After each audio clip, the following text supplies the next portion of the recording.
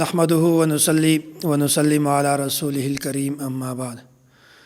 نن درس قرآن کې د 25مې سپارې خلاصه بیانېږي. الله تعالی د دغه سپارې په شروع کې د انسان فطرت بیان کړی ده. واذا انعمنا علی الانسان اعرض ونأى بجانبه واذا مسه الشر فذو دعاء عریض. د انسان دو قسم حالت ده. په انسان باندې همیشه دو قسم حالتونه راځي، کله د خوشی وال او کله د غم وال. نو کچېری په انسان باندې حالات داسې وي چې هغه د خوشی وال وي، حالات د انسان موافق وي، بیا په دغه وخت کې د تکبر کوي، ضد کوي او ځان ته څه وایي. او که په انسان باندې حالات ناموافق راشي، د حالات د موافق نه وي، بیا په یو وخت کې د الله تعالی طرف ته رجوع کوي. حالانکه انسان ته پکار ده چې که په د باندې حالات موافق راشي، حالات د موافق وي یا موافق نه وي، په دواړو حالاتو کې د الله تعالی طرف ته رجوع کوي.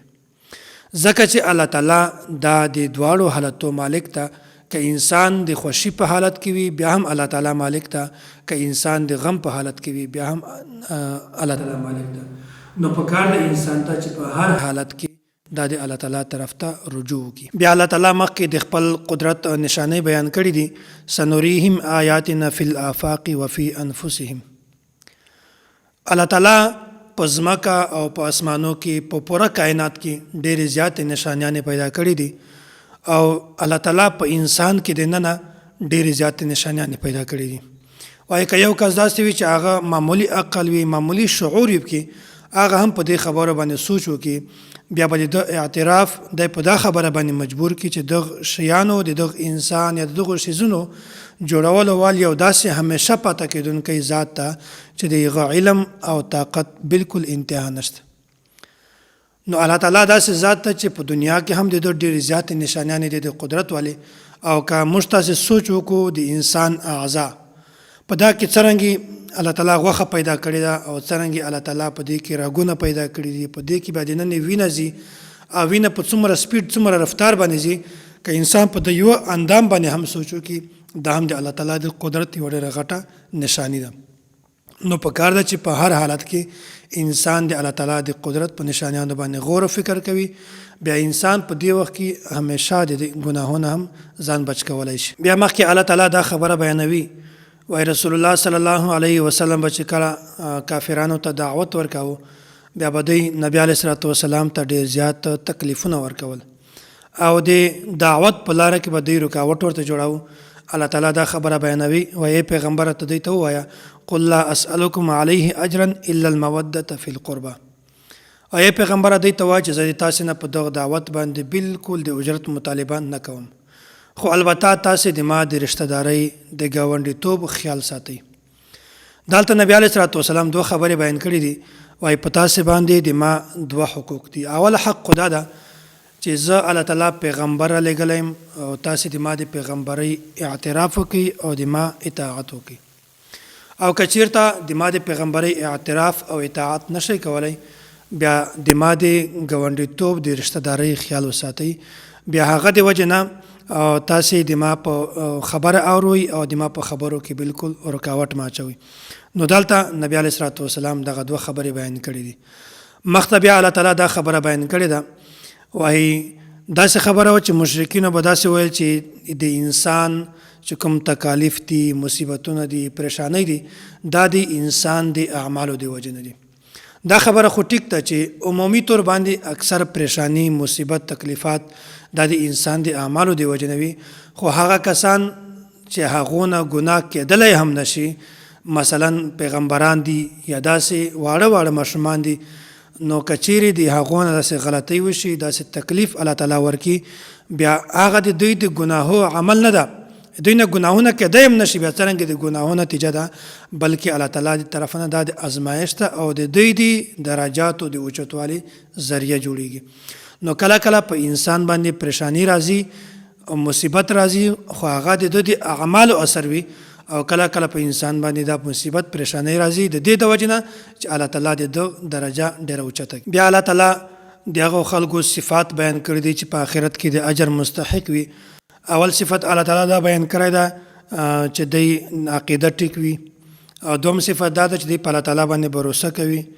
او درم صفت دا ده چې الله تعالی کوم مال دی ته ورکړی په هغه کې څه نه څه خرج کوي، او که دی ته غصه ورسي بیا هغه برداشت کوي او انصاف سره فیصله کوي، او که څوک ظلم پې وکړي بیا دی د ظلم بدله اخلي خو د حد نه تجاوز نه کوي، او داسې غټې غټې ګناه نه کوي، او نور الله تعالی ډېر زیاته صفتونه بیان کړي دي. او داسې بیا مخته الله تعالی دا خبره بیان کړې ده، وایي د هر شي خالق دا صرف الله تعالی ده. دلته الله تعالی صفت خلق بیان کړی ده، وایي دا ټوله دنیا د الله تعالی پیدا کړې ده او د الله تعالی شریک نشته، عبادت دا صرف د الله تعالی ده. که کوم کس د الله تعالی عبادت وکړي دا سړی کامیاب ده، او که د الله تعالی سره په ذات کې یا په صفاتو کې یا په نامو کې څوک شریک دغه سړی شرک وکړي دغه دنیا هم خرابه ده، آخرت هم خراب ده. بیا الله تعالی دلته د انسان د تخلیق پیدایش خبره کړې ده، وایي دا د ما اختیار ده که زه چاته بچی ورکوم او که نه ورکوم، او دا د ما اختیار ده که زه چاته بچی ورکوم نه ورکوم، اولاد ورکوم نه ورکوم، چاته زه بچیان همیشه ورکوم او چاته زه بچی همیشه ورکوم بچیان نه ورکوم. دا ټول الله تعالی قدرت ته په دا کې د بل هیڅ چا اختیار نه چلیږي. نو د دغه نه دا معلومه شوه چې د عبادت لایق دا صرف الله تعالی ده، الله تعالی نه بغیر بل هیڅ څوک د عبادت لایق نشته، او د هر شي اختیار کن ما یکون دا صرف الله تعالی ته ده، الله تعالی نه بغیر بل هیڅ چا ته اختیار دا نشته. بیا الله تعالی مخکې دا خبره بیان کړې ده، وما کان لبشر ان یکلمه الله الا وحیا. مشرکین به نبی علیه الصلاۃ والسلام ته دا خبره کوله، وایي موږ په تا باندې څرنګه ایمان راوړو، ته خو د الله تعالی سره بالمشافهه براه راست مخامخ خبرې هم نه کوي، او موسی علیه الصلاۃ والسلام خو د الله تعالی سره خبرې هم کولې.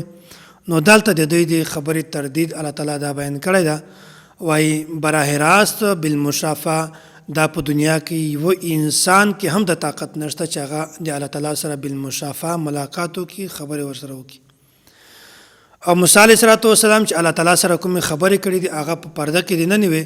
موسی علیه السلام صرف आवाज اورېده، باقي بالمشافهه د الله تعالی سره د خبرې داسې نه دي کړې، صرف په الله تعالی طرف نه आवाज ورته راته. او بیا مخته دا خبره بیانوي، وایي د الله تعالی طرف نه چې کوم پیغمبر ته خبره راځي د هغه څو طریقې دي. یا خدا ده چې کله کله الله تعالی براه راست د یو پیغمبر په زړه باندې الله تعالی د یوې خبرې القا وکړي، او یا داسې وي چې الله تعالی د جبرائیل امین په ذریعه باندې پیغمبر ته وحی راوړي، او داسې د پیغمبر کچېرې په ویشه باندې وي او جبرائیل امین وحی ورته راوړي، دا هم د پیغمبر د طرف نه وحی ده، او کچېرې پیغمبر خوب وویني دا هم وحی ده. ځکه چې دا خبره مخته تېره شوې وه چې انسان کا ویده وي بیا د زړه هم ویده ده، د سترګې هم ویده دي، او که چېرته پیغمبر ویده وي بیا د سترګې خو ویده وي خو د زړه چې کومه ده دا ویښ وي. نو که پیغمبر باندې چېرته دی خوب وویني بیا دا هم د الله تعالی د طرفه نه وحی ده. مخته بل صورت ته صورت الزخرف، او صورت الزخرف دغه معنا په دا کې دغه صورت کې دی سرو زرو تذکره ده، دغه مناسبت د وجنه دغه صورت ته صورت الزخرف یا په دا کې د مشرکینو د کافرانو اعتراضات الله تعالی د یغو اعتراضاتو جوابونه ورکړي دي. حامیم والکتاب المبین، الله تعالی دلته قسم خوري، وای ما دې قسم په هغه قران کریم باندې چې هغه بالکل واضح کتاب ده.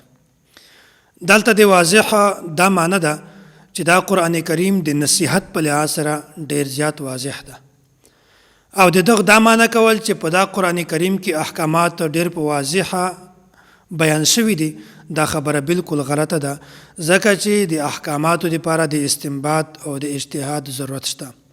او که چېرته قران کریم کې دغه احکامات په واضحه بیان شوي وي به د استنباط او د اجتهاد ضرورت نه وي.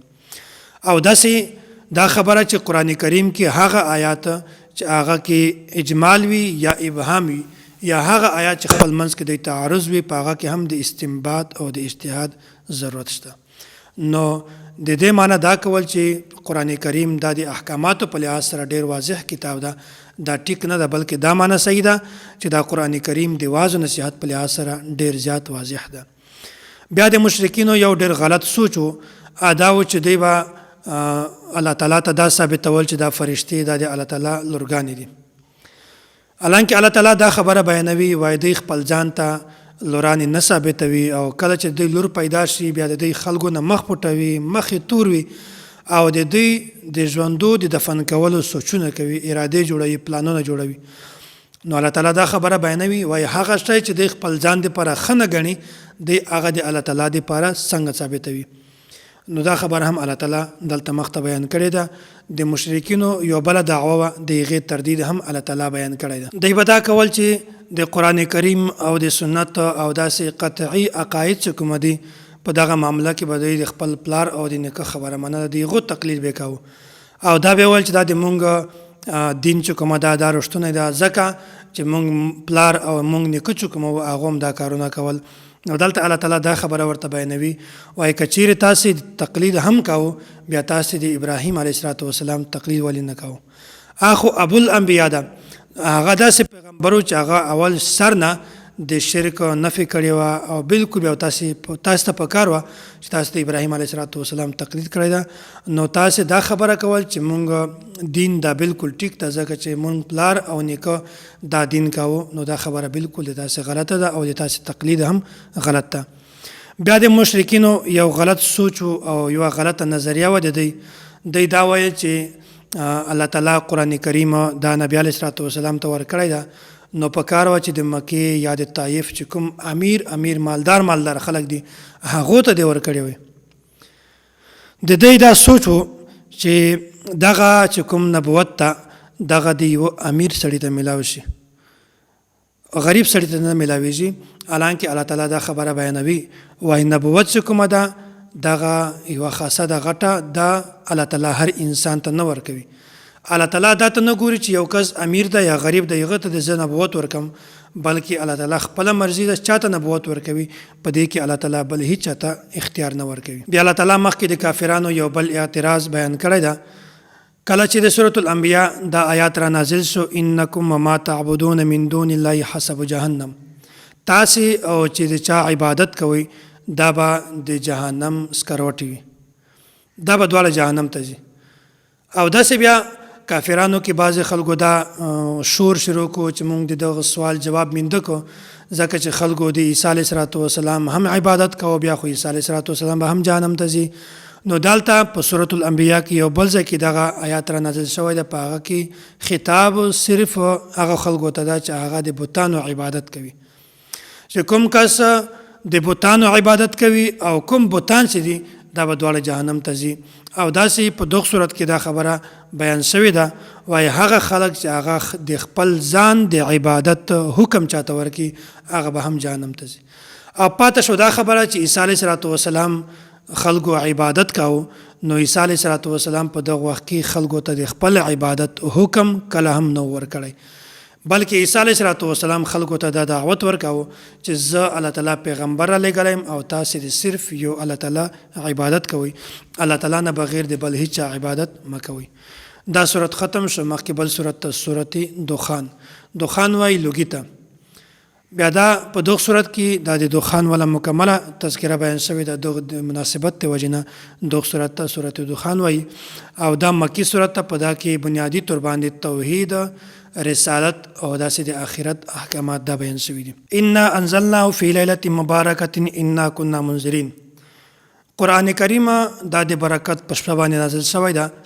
دلته د لیله نه مراد لیلة القدر شپه ده چې انا انزلناه فی لیلة القدر د سورة القدر کې دا ټول تفصیل دلته موجود ده. او بیا الله تعالی دا د لوح محفوظ نه د دنیا چې کوم اسمان ده دا ته الله تعالی ټول قرآن کریم په یو ور باندې را نازل کړ. او بیا په 23 کاله کې د نننې نبی علیه السلام په زړه باندې الله تعالی قرآن کریم سوکا دا را نازلو. بیا د دخان څه مراد ده؟ د دخان مطلب دا ده چې د دغه یو تفسیر دا ده چې قریشو به مسلسل د نبی علیه السلام مخالفت کا او د تردید به کاو.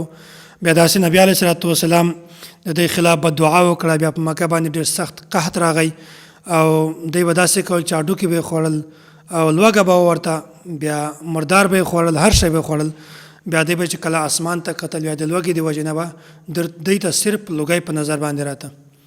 بیا داسې وشو چې د نبی علیه السلام طرف ته رجوع وکړه، ورته وویل چې الله تعالی نه دعا وغواړه چې مونږ قحط ختم شي، مونږ به ایمان راوړو، اسلام به راوړو، الله تعالی باندې به ایمان راوړو، قحط ختم شو. دی بالکل ټیک شول، په دی باندې ښه حالات راغلل، بیا دی پانه بعد نبی علیه الصلاۃ والسلام انکار وکړو، د خبره نه ومنله. بیا الله تعالی د جهنميانو تذکره بیان کړې ده، وایي دوی ته چې کومه په جهنم کې خوراک ده هغه د زقوم ونه ده. دا یوه ترخه بدبوداره او ډیره قابل نفرت ونه ده. د دغه چې کوم منډان دي دا داسې دي لکه د شیطان سر. نو دا به هم په د جهنميانو خوراک وي، او داسې جنتیانو ته الله تعالی چې کوم انعامات ورکوي د هغو انعاماتو تذکره هم الله تعالی بیان کړې ده. وایي دی به داسې کوي چې په جنت کې به ریشم اغوندي، او څوک به نری ریشم اغوندي او څوک به غټ ریشم اغوندي، او داسې به دی په صوفو باندې ناست وي. بهرحال ټول تفصیل الله تعالی مخکې بیان کړی ده، د حورو تذکره الله تعالی بیان کړې ده. دا مخکې بل صورت ته سورة الجاسیه، د دغه صورت خلاصه درته بیانومه. شریعت بنیادی طور باندې دا د دوو شیزونو نوم ده، عقاید او مسائل. د تیرو پیغمبرانو عقیده او د نبی علیه الصلاۃ والسلام عقیده دا ټوله برابره ده. په عقیده کې هیڅ تبدیلی نه ده. د هر پیغمبر د بل پیغمبر سره عقیده دا بالکل یو وي، خو البته مسایلو کې فرق وي. هغه مسایل چې کومه د تیر پیغمبر په دور کې منسوخ شوي نه وي، هغه د موږ په شریعت کې هم چلیږي. هغه مسله او دا مسله دا بالکل برابره وي. او که چېرته دا وي چې هغه مسایل منسوخ وي، بیا د یغو مسایلو د مونږ په دور کې د مونږ په وخت کې د یغو مسایلو هیڅ اعتبار نشته. نو بنیادی شی دا عقیده ده. په عقیده د دغه پیغمبر او د تیرو پیغمبرانو دا بالکل یو ده. په دا کې تبدیلی کله هم ناراضي، او پاتې شول مسایل دا کې تبدیلی خامخا راځي. نو دا هم په ذهن کې دا خبره کېنوي چې د انسان لپاره بنیادی شی عقیده ده. که د انسان عقیده ټیک وي بیا دا سړی کامیاب ده، او که د انسان عقیده خرابوي دا سړی بیا ناکام ده. او دوم نمبر دی اعمال. که د انسان عقیده ټیک وي او اعمال کمزوري وي، دا سړی به بیا هم کله نه کله جنت ته ځي. او که د انسان اعمال زیات وي خو د عقیده بالکل خرابوي، دا سړی کله هم جنت ته نشي تللی. الله تعالی دې موږ تاسې عقیدې ټیکي، او الله تعالی دې موږ تاسې د قیامت د سختۍ نه په حفاظت کې وساتي. واخر دعوانا ان الحمد لله رب العالمین.